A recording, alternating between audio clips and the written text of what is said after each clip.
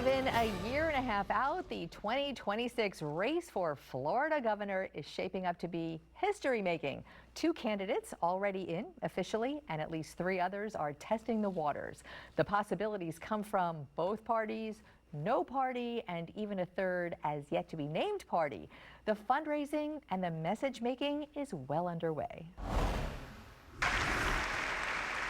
They invited the congressman from Naples to be commencement speaker even before he announced for governor. We will go everywhere. We'll meet every voter. Byron Donalds told us he's been barnstorming the state with President Trump's jet-fueled endorsement, his fundraising on fire, framing his focus for Florida on high finance. It looks like those culture wars have pretty much come to an end.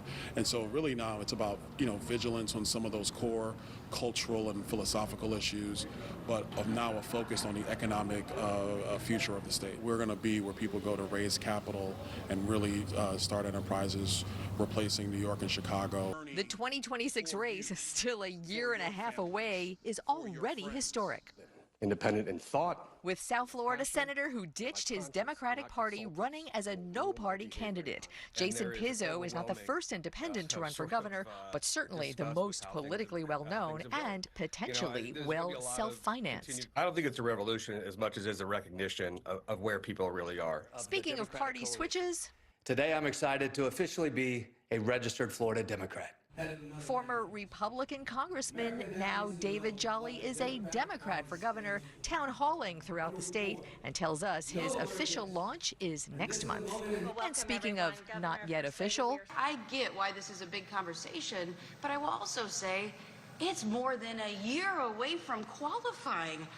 Casey DeSantis, once seen as heir apparent for the governor's supporters, keeps the candidacy question open while now working to overcome still open questions about whether the foundation that funds her Hope Florida program secretly diverted taxpayer funds.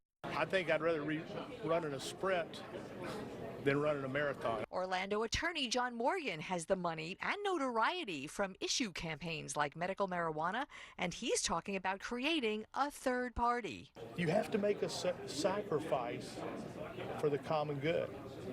I don't care if it's me, but I think we need a vehicle to make it possible. So qualifying for candidates in the governor's race isn't even until next April, so a lot can happen, and at the rate we're going, a lot of surprises may be in store. All right, so that is our program for today. Links to all the interviews to see and to share, it's all online at local10.com, or you can just scan that QR code very easily. It takes you right there.